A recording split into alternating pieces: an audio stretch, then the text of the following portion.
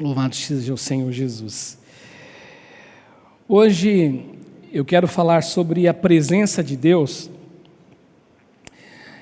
que ela é conosco em todo o tempo. É este o tema que eu quero tratar com você, é esta minha proposta nessa noite de fazer essa afirmação para você realmente. Domingo retrasado eu tive a oportunidade de aqui estar pregando a palavra, falando sobre a Bíblia Sagrada e fazendo alguma aplicação dela para as nossas vidas. E eu disse para vocês, eu comentei com vocês que as dificuldades, as circunstâncias, as contingências da vida, elas não carregam nelas poder de nos afastar de Deus. Nenhuma dificuldade, nenhuma circunstância, nenhuma contingência, ela consegue afastar um homem da presença de Deus, uma mulher da presença de Deus. É lógico que tem que existir um posicionamento, é lógico que eu faço essa afirmação pensando em alguém que carregue no seu coração uma maturidade no seu relacionamento com Deus, uma maturidade nessa vivência com o Senhor, nessa peregrinação espiritual, nessa peregrinação na sua existência aqui na terra. E quando eu falei a respeito disto, eu usei aquele salmo que é um salmo do pastor, que é um salmo tão conhecido, e eu usei ele recentemente para fazer duas mensagens aqui e trazer duas propostas para vocês. E há 15 dias atrás eu usei este salmo, onde a gente enxerga o rei Davi vivenciando situações boas, situações complicadas, situações de escuridão na vida, situações de muitas dificuldades, de muitos problemas. Nós vemos isso no Salmo 23, essa é uma das realidades que a gente enxerga. Só que Davi, ele faz a afirmação, e a vida de Davi, a experiência de Davi, ele nos mostra que nada disso foi capaz de afastá-lo de Deus, porque as mudanças da vida, as coisas boas da vida, mesmo as coisas ruins, podem afastar um homem que carrega diante de Deus essa maturidade desse relacionamento com o Pai, quando ele olha para Deus como algo primordial e algo que é prioridade na vida dele, para ele existir, para ele ser.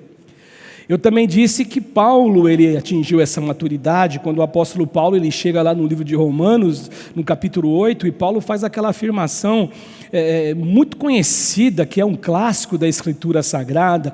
Quando a gente lê e quando a gente começa a memorizar os textos, alguns textos eles são sempre lembrados até para memorizá-los, e aquele texto de Romanos no capítulo 8, o apóstolo Paulo, ele vem e ele traz assim uma lição de vida, uma lição com uma clareza de vida em relação a essa situação de circunstâncias não terem a capacidade de nos afastar de Deus. Quando Paulo fala, nem a morte, nem a vida, nem os poderes, nem anjos, nem domínios, nem coisas do presente, coisas do porvir, nada nos afastará do amor de Deus. Quem nos separará do amor de Cristo? A tribulação, a angústia, a perseguição? Nada. Paulo fala lá no capítulo 8, ele diz exatamente isso, que nada poderia afastar ele do amor de Deus.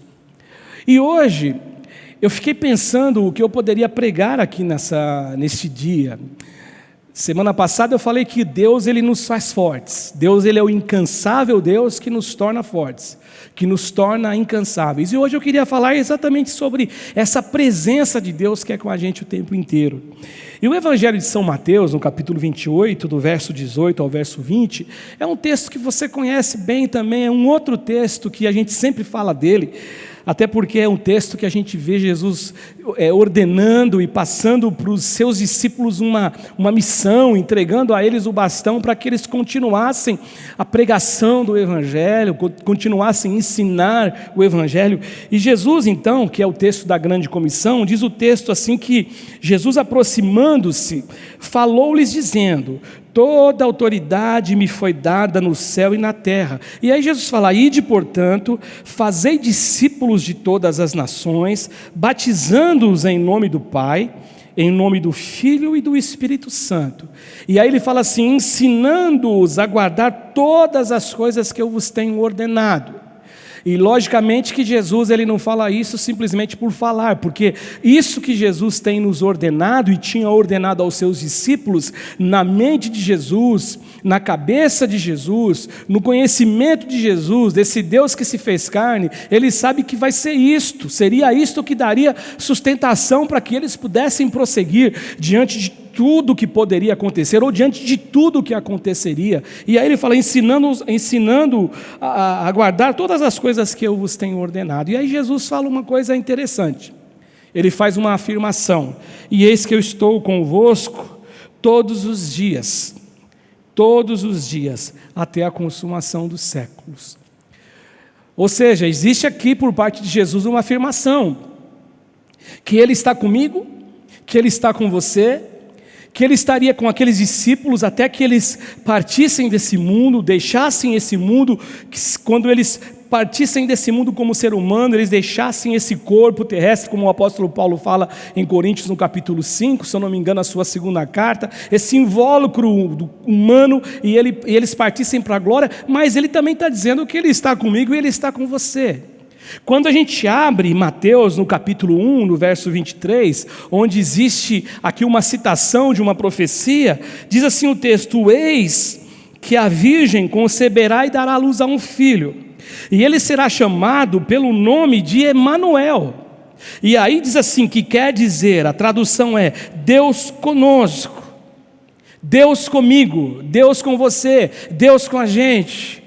Deus que está andando comigo agora, Deus que está com você aonde você está, Deus que caminha com você durante a noite, Deus que caminha com você durante o dia, Deus que acompanha você na hora que você dorme. O nosso Deus não dorme, diz o salmista no Salmo 121, enquanto nós dormimos Ele está conosco. O nosso Deus é o Deus que prepara o pão para nós enquanto dormimos, Ele dá pão aos seus amados enquanto dormem. É esse Deus presente.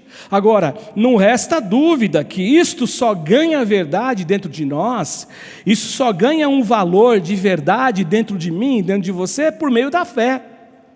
Por meio da fé.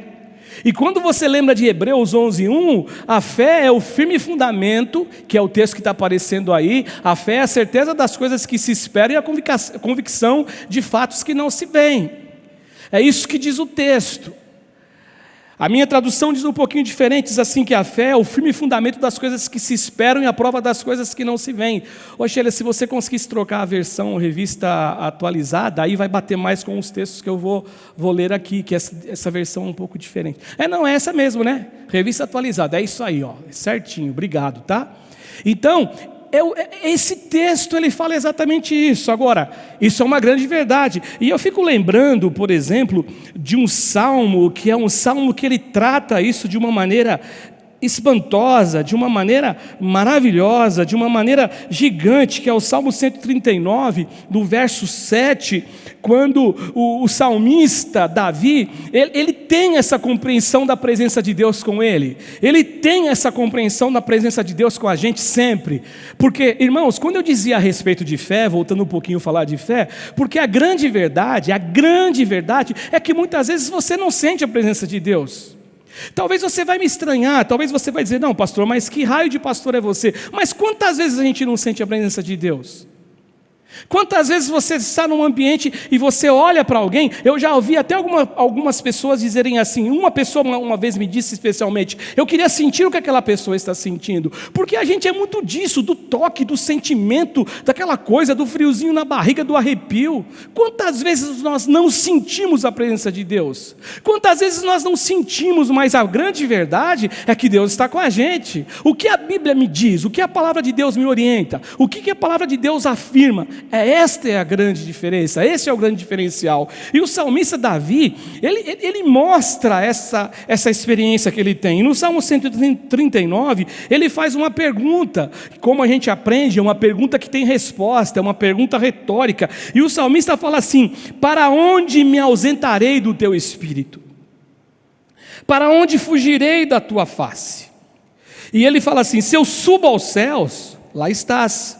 Se eu faço a minha cama no mais profundo abismo, lá estás também. Se tomo as asas da alvorada e me detenho nos confins dos mares, ainda lá me haverá de guiar a tua mão e a tua destra, o teu poder me susterá. Se eu digo às trevas, com efeito me encobrirão, e a luz ao redor de mim se fará noite, aí ele diz assim no verso 12, até as próprias trevas não te serão escuras, as trevas e a luz são as mesmas coisas. E eu acho isso maravilhoso, essa compreensão do salmista, e essa verdade ela é incontestável. Essa verdade ela não é uma verdade a ser discutida por alguém, porque se Deus falou, Ele vai fazer. Se Deus prometeu alguma coisa ao nosso respeito, se não foi um produto da minha imaginação, se não foi algo que eu disse para todo mundo que foi Deus quem disse que faria, mas não, foi Deus que disse mesmo, foi Deus quem falou, foi Deus quem prometeu, foi Deus quem assinou embaixo. Irmão, cedo ou tarde isso acontece. E o texto, por exemplo, de Números, Deus jamais mentiria. Esse texto ele abre essa possibilidade de nós afirmarmos que Deus ele não mente. E o texto que apareceu aí para você é que Deus jamais mentiria. Deus não é homem para que minta. O homem mente. O homem mente às vezes não por maldade, já que o pai da mentira é Satanás, mas às vezes a mentira é porque ele está agindo sob um contexto de emoção. E ele mentiu porque na verdade ele achou que ele pudesse fazer. Ou ele é mentiroso mesmo, o homem é mentiroso. O homem é mau, só que Deus não. Deus, aqui diz o texto, que Deus não é homem para que minta, nem filho do homem para que se arrependa. E aí vem a grande pergunta, e a resposta ela é de novo uma resposta que o texto nos diz, o escritor já sabe a resposta.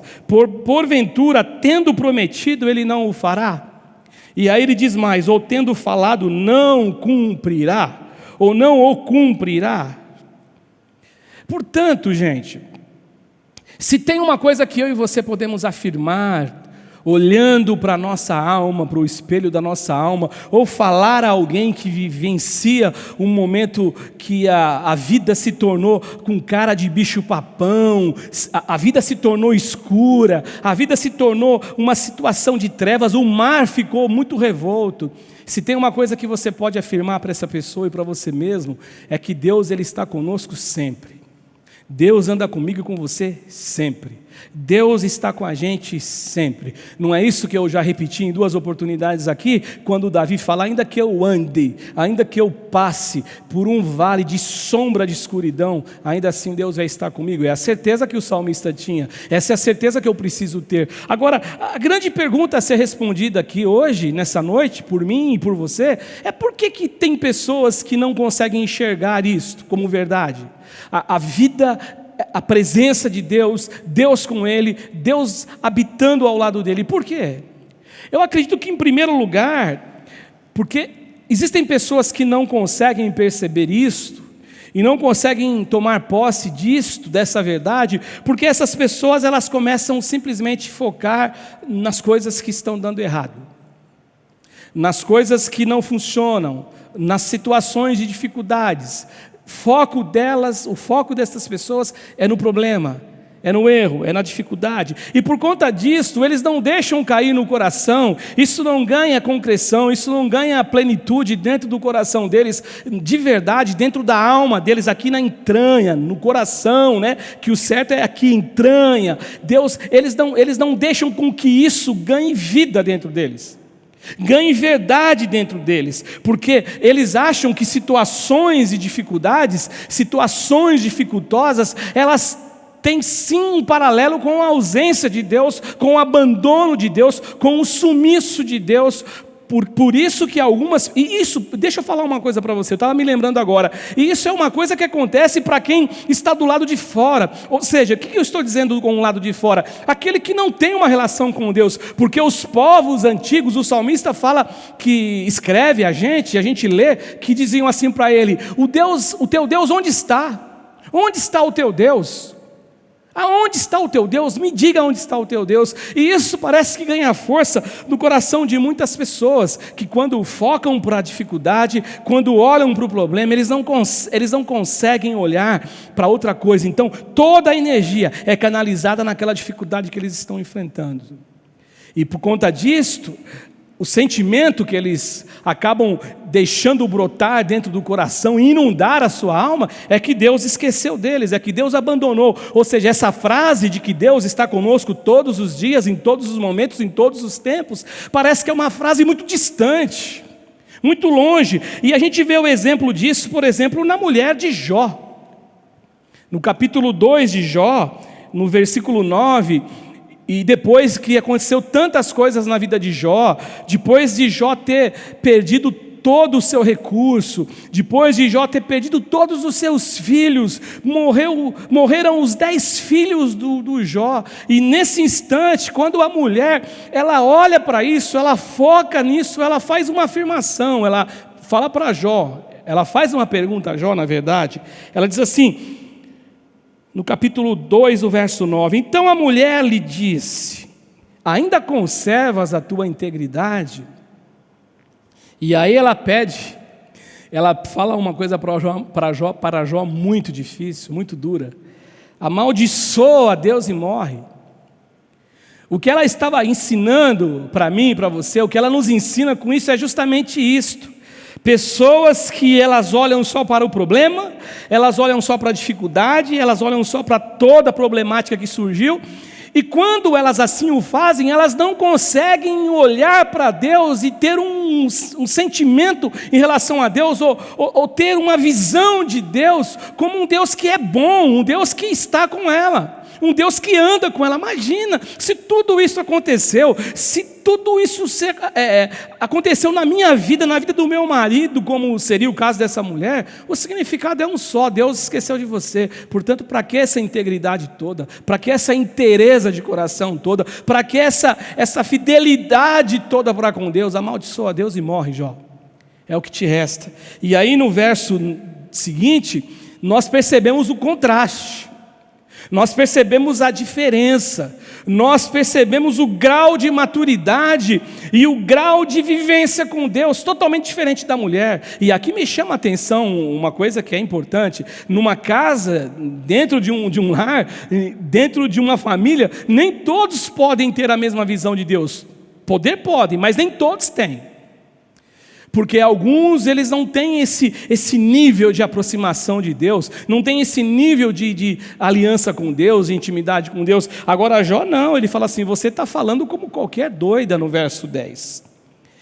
E aí Jó, ele faz aquela afirmação célebre, maravilhosa. Ele diz assim: temos recebido o bem de Deus e não receberíamos também o mal? Olha que coisa interessante, aqui existe um papo de teologia, né? Deus é o Deus que nos dá o mal? Não, Deus não faz o mal. É uma forma de Jó dizer o seguinte: Deus permitiu, a vontade permissiva de Deus. Deus, ele não é mau. Deus, não existe um Deus bom que nem as pessoas dizem, né? Um Deus que é bom, mas que tem uma pontinha de mal, e o diabo que é mau, mas tem uma pontinha de bom. Não, isso não existe, isso é conversa fiada. Deus, ele é bom o tempo todo. E aí a Bíblia fala que em tudo isso, Jó não pecou naquilo que ele disse, com os seus lábios. Sabe por quê, gente? Porque este Jó, ele carrega a certeza da companhia de Deus. Ele carregava no coração dele essa certeza da companhia de Deus na história, em qualquer momento da história da vida dele. Algumas pessoas que enfrentam situações assim, pelo contrário, eles não conseguem enxergar isto. A semana de domingo agora, domingo passado, o pastor Ivaldo pregou sobre a noite escura, né? Falou sobre o Salmo 30, versículo 5, ele leu esse texto. Eles não conseguem enxergar isso do outro lado da moeda. As pessoas que não conseguem olhar, existem pessoas que não conseguem olhar para o outro lado, eles só conseguem olhar para um foco, focando toda a energia, canalizando toda a energia só no problema, na dificuldade. Se tudo isso aconteceu é porque Deus me abandonou, se tudo isso aconteceu porque Deus não é tão bom como meus pais me ensinaram a ser Ele um Deus bom, como os meus antepassados nos ensinaram. Não foi isso que Gideão disse? Recentemente eu falei também, quando o anjo aparece para dizer: Gideão, você vai libertar o povo das mãos dos midianitas. E Gideão disse para Deus: mas caramba, se o Senhor é o Deus como falam os nossos pais, por que o Senhor deixou acontecer tudo isso? Os nossos pais narraram histórias de salvação, de grande agir de Deus, de grandes coisas, de coisas tremendas. Então por que isso aconteceu? Porque essas pessoas não conseguem lembrar disto, elas não conseguem olhar para isto, ver o outro lado, lembrar de tudo que Deus fez de bom. Na verdade, eu fico pensando que algumas pessoas com Deus, eles agem como nós vemos hoje. Hoje existe no linguajar moderno, a cultura do cancelamento, né? E esses dias eu até conversava com a pastora Lu, nós temos que nos policiar sempre. Eu tenho que me policiar, você também, porque você pode fazer tudo de bom para mim a vida inteira. O dia que você errar comigo, eu tenho uma tendência natural humana de te cancelar e dizer, poxa, fez isso para mim. E com Deus as pessoas agem do mesmo jeito, eles não conseguem ver Deus presente no choro noturno, eles não conseguem ver Deus presente na tribulação, eles não conseguem perceber que Deus anda com a gente o tempo todo. O profeta Jeremias, quando ele escreve Lamentações de Jeremias, quando você lê os 5 capítulos de Lamentações de Jeremias, você percebe um profeta triste, um profeta amargurado, um profeta angustiado, um profeta amargurado, um profeta ranzinza com ele, com Deus, com tudo. E de repente ele começa a falar, eu me sinto assim, me sinto assado. Ele vem com uma descrição ali em Lamentações, no capítulo 1, dizendo que ele se sentia aprisionado, ele se sentia totalmente fora de tudo de que Deus pudesse fazer por ele. Só que lá no capítulo 3, no verso 21, ele fala uma coisa que é fantástico, ou fantástica, né? Uma coisa fantástica. Ele fala assim, eu quero trazer à memória aquilo que pode me dar esperança. Então, gente, o primeiro motivo, a primeira razão que eu encontro porque algumas pessoas não conseguem tomar posse desta coisa, desta verdade de que Deus está com a gente, é por conta deste foco, deste dispensar de energia só nas coisas que são ruins. Mas que o Espírito Santo de Deus, ele fale com você e que você diga para você mesmo, eu quero trazer à memória o que me pode dar esperança. O próximo texto você conhece, que fala que as misericórdias do Senhor são a causa de nós não sermos consumidos, porque elas não têm fim, elas são inesgotáveis, elas nascem a cada manhã, cada dia que nasce, cada dia que vem com sol, sem sol, cada dia que aparece o brilho da luz do dia, as misericórdias do Senhor, elas estão se renovando. Em segundo lugar, muitos não conseguem enxergar essa verdade, sabe por quê, gente? Porque, sem perceber, eles expurgam Deus da vida deles. Sem perceber aquilo que eu estava falando da cultura do cancelamento, eles cancelam Deus da vida deles. Eu estava dizendo no início, antes de ministrar a oferta, sobre a nossa tendência em valorizar aquilo que nós não deveríamos dar tanto valor.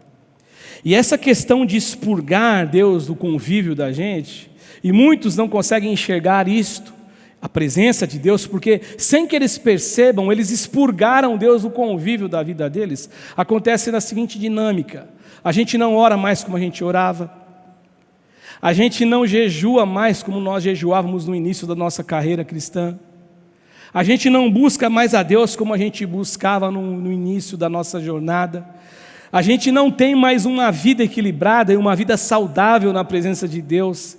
A gente começa a abandonar algumas práticas que eram extremamente poderosas, saudáveis, eram práticas que faziam a diferença e que fazem a diferença ainda hoje.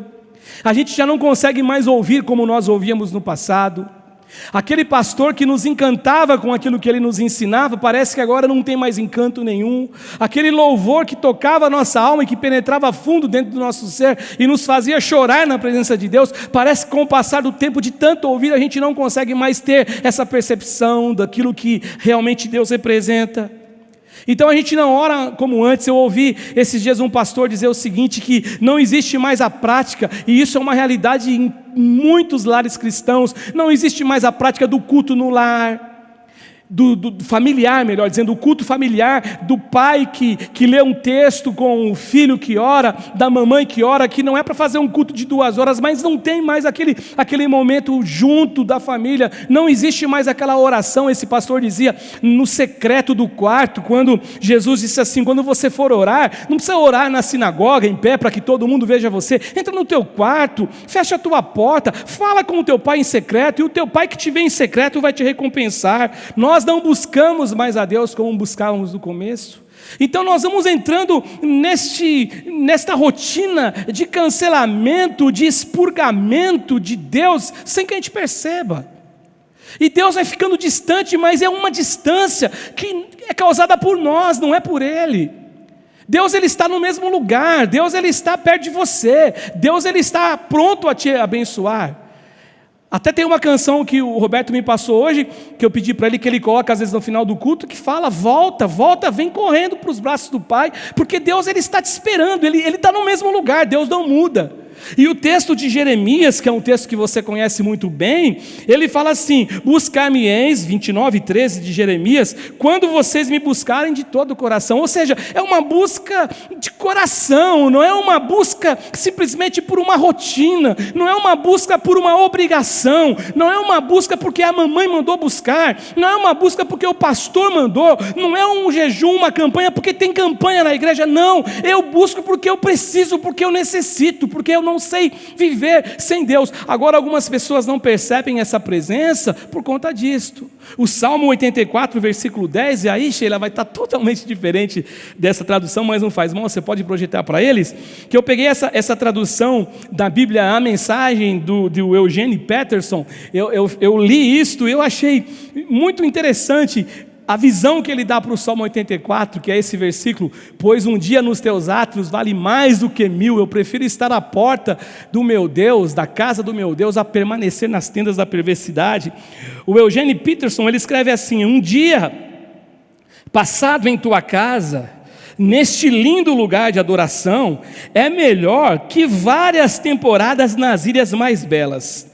E olha o que ele diz na tradução que ele coloca na Bíblia a mensagem. Eu prefiro esfregar o chão da casa do meu Deus a ser honrado no palácio do pecado. Eu prefiro estar na presença de Deus. Agora, com o passar do tempo, esse cancelamento, esse expurgar de Deus da nossa vida, nós vamos perdendo a intimidade com Deus. E quando a gente perde essa intimidade com Deus, eu não conheço mais a vontade, eu passo a não ouvir mais a voz de Deus, eu passo a não sentir mais aquilo que Deus deseja ao meu respeito. Você sabe que uma relação de intimidade com Deus que eu vejo na Bíblia Sagrada, eu não marquei esse texto, eu não vou me lembrar exatamente dele, mas eu acho que é 1 João 5,14, quando João fala assim, esta é a confiança que temos para com Ele, que se pedimos alguma coisa segundo a sua vontade, Ele nos ouve. É esse texto mesmo. Ele nos ouve. Olha que relação de intimidade do homem com Deus, de orar alguma coisa segundo a vontade dEle. É uma mente humana, falível, pequena, pecadora, mas que Ele, por um momento de adoração, por uma vida, por uma peregrinação espiritual, que vá no sentido de buscar a Deus em todo o tempo, esta pessoa, ela chega ao ponto de fazer essa oração. Agora, quando eu cancelo Deus, eu não sei mais o que Deus quer da minha vida. E se eu não sei o que Deus quer da minha vida, muito menos eu vou sentir a presença dEle comigo. O Evangelho de São Marcos, capítulo 3, o verso 13 e 14, diz assim, depois subiu ao monte e chamou os que Ele mesmo quis. Está falando aqui dos 12 discípulos.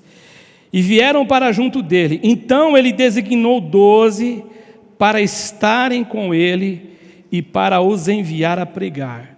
E quando eu li esse texto aqui essa semana, esse texto saltou aos meus olhos.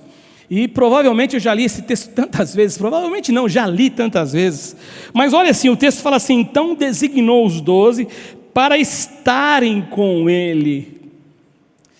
Gente, isso o Espírito Santo falou no meu coração de modo muito forte. Você é discípulo de Jesus, eu sou discípulo de Jesus, e discípulo de Jesus, Jesus chama por uma razão, para a gente estar com Ele. Olha que coisa interessante, eu estou falando de companhia de Deus, eu estou afirmando hoje aqui, nessa noite, eu estou dizendo que Deus, Ele anda comigo, Ele está conosco todos os dias, é isso que diz o texto de Mateus, esse estarei convosco todos os dias, até a consumação dos séculos. Por que Jesus faz questão de afirmar isso? Porque realmente, quando Ele chama discípulos, Ele quer que os discípulos estejam com Ele. Agora, quando nós privamos a companhia de Deus de nós mesmos, quando nós cancelamos Deus de nós mesmos, quando nós expurgamos Deus da nossa vida, a gente não tem como sentir a presença de Deus com a gente. E em terceiro e em último lugar, por que tem pessoas que não vivem essa verdade, Cássio, de receberem essa verdade de Deus, essa afirmação do Pai, que eis que eu estou convosco todos os dias até a consumação dos séculos, de dizer assim que o nome do Senhor, Ele será chamado, o filho que nascerá do ventre de uma mulher, que vai habitar entre nós, Ele vai ser chamado Deus Emanuel, que traduzido é Deus conosco. Por que será? A última coisa que eu vejo é porque essas pessoas não conseguem enxergar a verdade do amor de Deus para consigo. As pessoas que colocam Deus na parede ou não querem nem mais ter relação com Deus, eles fazem isso, muitos deles o fazem porque eles não conseguem enxergar o amor de Deus. E o que é interessante é que em João, no capítulo 13, no verso 1, Jesus está próximo da sua morte, e é isso que diz o texto aqui, que a Sheila já projetou, que fala assim: ora, antes da festa da Páscoa, sabendo Jesus que era chegada a sua hora de passar deste mundo para o Pai, estava na iminência de morrer, ele sabia que estava na hora dele morrer. Olha o que diz o texto, olha que João diz, o discípulo do amor, ele faz questão de afirmar: tendo amado os seus que estavam no mundo, ele amou-os até o fim. Tendo amado os seus que estavam no mundo, Ele os amou até o fim. Paulo tem claro isso na mente dele. E por ter isso claro na mente dele, Paulo, ele é aquele que carrega dentro dele a capacidade de fazer uma afirmação como uma verdade, como algo que faz parte dele mesmo, não é algo que é terceirizado, não é dele, que ele diz assim que ele combateu o bom combate, acabei a carreira, guardei a fé, está lá em 2 Timóteo 4,7, desde agora a coroa da justiça já está guardada a mim, e não somente a mim, mas a todos os que amarem a sua vinda, porque Paulo, ele tem essa clareza em relação ao amor de Deus para com ele. E quando Paulo escreve Romanos 5,8, por exemplo, Paulo fala: mas Deus prova o seu amor para conosco, em que Cristo morreu por nós, sendo nós ainda pecadores. Gente, o fato de não enxergarmos a companhia da presença de Deus ao nosso lado, na nossa vida, tem um início, tem um start no nosso ato de cancelar Deus da nossa vida, expurgar Deus da nossa vida. E eu disse que você faz isso às vezes sem perceber, né? Lembra que eu falei? É sem perceber. E a gente não consegue sentir isso por falta de intimidade. E por falta de intimidade com Deus, nós começamos a ter uma noção de Deus, uma visão de Deus distorcida, noção de Deus errada, noção e visão de Deus totalmente mudada daquilo que nunca Ele é e nunca o será. Quando nós olhamos em João, o Evangelho de João, no capítulo 14, do verso 16 ao verso 18, nós vemos o quanto Deus ele amava e quanto Deus ama os seus filhos. João 14, 16 fala assim, depois que Jesus ele falou no início do capítulo lá para que eles não turbassem o coração deles, mas que eles tivessem fé e que eles crescem em Deus, e que na casa do Pai dele existia muitas moradas, ele ia preparar lugar. Depois dele falar alguma coisa e os seus discípulos começarem a vivenciar uma situação de solidão, ou mesmo com Jesus já sentindo a tristeza da distância que Jesus faria que a distância de Jesus faria neles, no caso, o rombo na alma e no ser, que isso faria para eles, eles então começam a sentir essa tristeza e Jesus ele começa a fazer algumas afirmações, e essas afirmações demonstram o amor de Deus para com eles. E aí Jesus fala assim: olha, e eu rogarei ao Pai, e Ele vos dará outro Consolador, a fim de que esteja para sempre convosco. Jesus está dizendo: eu vou estar com vocês, eu não vou estar mais com vocês com o corpo, eu não vou estar mais com vocês sentando do lado de vocês, eu não vou estar mais com vocês me abraçando, com vocês me beijando o rosto, a gente rindo, a gente sorrindo, a gente comendo junto, bebendo junto. Não, eu não vou estar mais junto com vocês dessa forma, mas eu vou estar com vocês pela presença do Espírito Paráclito, o Consolador. E ele fala assim: o Espírito da verdade, que o mundo não pode receber, porque não vê, nem o conhece. Vós, todavia, vocês conhecem, porque Ele habita convosco e Ele estará em vós. E olha o que Jesus diz: não vos deixarei órfãos, eu voltarei para vós outros. Aqui realmente fica claro então o que Jesus está afirmando aqui. O que Deus está dizendo é que eles poderiam ter certeza que Ele estaria com eles o tempo todo. Aqueles que se sentem amados, meus irmãos, jamais duvidam da presença de Deus. Aqueles que conseguem olhar e sentir o amor de Deus para consigo, jamais eles duvidam de Deus. Seja no momento da noite escura, como o pastor Ivaldo pregou domingo, seja no momento de eu passar o vale da sombra da morte, como eu preguei no domingo retrasado, seja no momento do enfado, da canseira, da prostração, Deus vai me fazer forte, como eu preguei na terça-feira passada. Quem sente esse amor e quem se sente amado por Jesus, por Deus, ele jamais duvida da presença de Deus na vida dele.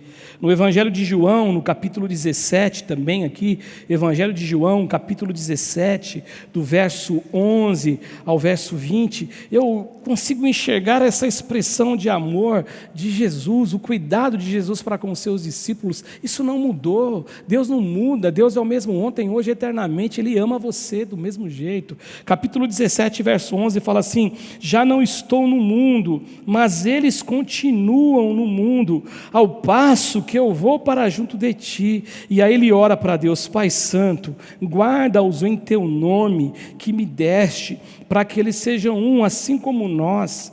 Quando eu estava com eles, eu os guardava no teu nome que me deste, e protegi-os, e nenhum deles se perdeu, exceto um, ele diz assim, o filho da perdição, para que se cumprisse a Escritura. Mas agora eu vou para junto de ti, isto falo no mundo, para que eles tenham o meu gozo completo em si mesmos. Eu lhes tenho dado a tua palavra, e o mundo os odiou, porque eles não são do mundo, como também eu não sou. Não peço que os tire do mundo, sim que os guarde do mal. Eles não são do mundo, como também eu não sou. Santifica-os na verdade, a tua palavra é a verdade. Assim como tu me enviaste ao mundo, também eu os enviei ao mundo. E é a favor deles que eu me santifico, a mim mesmo, para que eles também sejam santificados na verdade. E aí Jesus diz assim, um texto que é uma oração que fica claro que ele orou por você, lá há mais de 2000 anos atrás. Ele fala assim: eu não rogo somente por estes 12, esses 70, este grupo maior que foi crescendo, eu não oro somente por esses aqui, eu oro também por aqueles que virão, aqueles que vierem a crer em mim por intermédio da tua palavra. Ou seja, Jesus ele orou por mim, Jesus ele orou por você, Jesus nos abençoou. Eu acredito que nós não conseguimos enxergar o amor de Deus, sabe por quê também? Por causa do nosso egoísmo crônico. Nós queremos, desejamos, mas o problema desse desejamos, é que a gente sempre deseja as coisas dessa matéria, dessa dimensão. Queremos coisas que têm foco apenas nessas coisas aqui da vida. E isso gera frustração na gente. Esse ato de querer só tudo que é deste mundo, a gente afasta Deus da gente, esquece de Deus, a gente começa a valorizar e a gente começa a priorizar coisas que não têm valor de verdade, são coisas que realmente, como diz Salomão ao escrever Eclesiastes, que são coisas que só produzem vaidade, vaidade e vaidade. E por não enxergar o amor de Deus, a gente não consegue enxergar também a presença dEle com a gente. Eu termino a minha fala hoje fazendo uma afirmação em nome de Jesus, que Deus, Ele não abandona a gente, Deus não abandona você. Agora, depende, você pode dizer assim para mim, pastor, mas você tem certeza? Eu tenho certeza, absoluta. Como que eu faço para sentir isso e conviver com isso, pastor, e ter isso dentro de mim? Você tem que ter um relacionamento sério com Deus, maduro, não baseado naquilo que você acha que Deus tem que te dar, não baseado naquilo que você acha que por conta de uma morte na família, perder um ente querido, ou perder um emprego, ou perder uma condição na tua vida, você já coloca Deus na parede, como uma criança mimada aqui no mercado com a sua mamãe, com o seu papai, o papai e a mamãe não compram o que ele quer, ele faz um escândalo, chora, rola no chão. Não, Deus não tem obrigação de me dar absolutamente nada. O que eu tenho que entender é que quando Ele não me dá alguma coisa, o não de Deus, Ele sempre vem com uma expressão de cara de não, mas Ele é um sim, é uma verdade, é algo que eu preciso. Pastor Ivaldo pregando aqui domingo, ele falou sobre Daniel, lembra? Pastor Ivaldo falou que Daniel ele foi jogado na cova dos leões. Talvez alguém dissesse assim, poxa, mas um menino tão sério, um menino tão bom, um menino tão correto diante de Deus, um menino que quando eles inventaram lá uma trama para que num período de 30 dias ninguém fizesse oração a não ser ao Deus, ao homem que achava que era Deus, ao rei, e se alguém o fizesse de forma diferente, seria jogado na cova dos leões, porque foi a única maneira que eles encontraram de achar alguma falha na vida de Daniel, e que não era falha, era uma virtude. Daniel, ele continuou da mesma maneira, fazendo o que ele fazia, orando 3 vezes ao dia, de manhã, de tarde, de noite, com a sua janela aberta, orava, falava ao Deus dos céus. Ele foi jogado na cova dos leões. Talvez alguém dissesse assim, poxa, eu achei que Deus fosse livrar ele da cova dos leões, mas Deus esteve com ele na cova dos leões, porque Deus está conosco todos os dias. Sadraque, Mesaque e Abidnego também, quando eles não se curvaram diante do rei, da estátua do rei, o rei ficou furioso e jogou eles na fornalha do fogo. Eles também não foram livrados da fornalha de fogo, mas nem na fornalha eles ficaram sem Deus. É o salmista no Salmo 139, se eu fizer uma cama no céu, ainda ali o Senhor há de me guiar. Se eu estiver vivendo nas trevas, não em pecado, mas se por um acaso as trevas me envolverem por uma situação de contingência na minha vida, não porque eu a provoquei, não, porque o Senhor permitiu, eu sei que mesmo assim o Senhor estará comigo e a tua luz se fará luz no meio das minhas trevas. Essa é a certeza. E o Salmo 140, no verso 13, o salmista fala assim, assim os justos renderão graças ao teu nome, os retos habitarão na tua presença. Ou seja, quem anda em retidão, quem não expurga a Deus da sua vida, quem não abandona a Deus, quem tem consciência de quanto ele é amado por Deus, quem mantém a prática na sua vida do convívio com Deus, habitar o esconderijo do Altíssimo sempre em oração, essa pessoa, ele vai habitar na presença de Deus. O Salmo 89:15 também, para a gente ir terminando, fala assim, bem-aventurado o povo que conhece os vivas de júbilos, as celebrações de vitórias, que anda, ó Senhor, na luz da tua presença. Agora, eu só ando na luz da presença de Deus porque Ele está comigo.